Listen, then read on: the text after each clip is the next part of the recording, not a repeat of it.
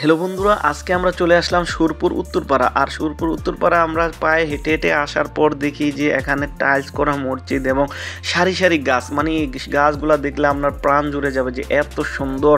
মসজিদের পাশে গাছ, তারপর আপনার বাগান, তারপর কবরস্থান, পাশে আবার স্কুল, তারপর আপনার পাশে আছে আপনার পুকুর।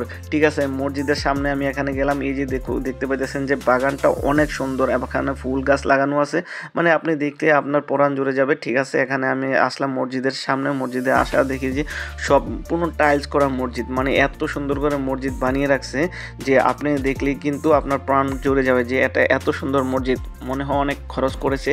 তো এখানে আমি চলে আসার পর বললাম যে দেখি এখানে কবরস্থানও দেখলাম যে অনেক সুন্দর। পাশে আবার আপনার পুষ্কনিতে মনে হয় মাছ পাই। যে আমি আমার ভাতিজা, ঠিক আছে, বললাম যে তুই আমার ভিডিও কর, এখানে আমার ছোট ভাতিজা আছে। তো ওকে বললাম যে আমার সহ ভিডিও কর। দেখ এখানে আমি দেখেছি ও একটু দুষ্টুমি করতেছে, যার কারণে ওর এখান থেকে আমি এটা নিয়ে নিলাম।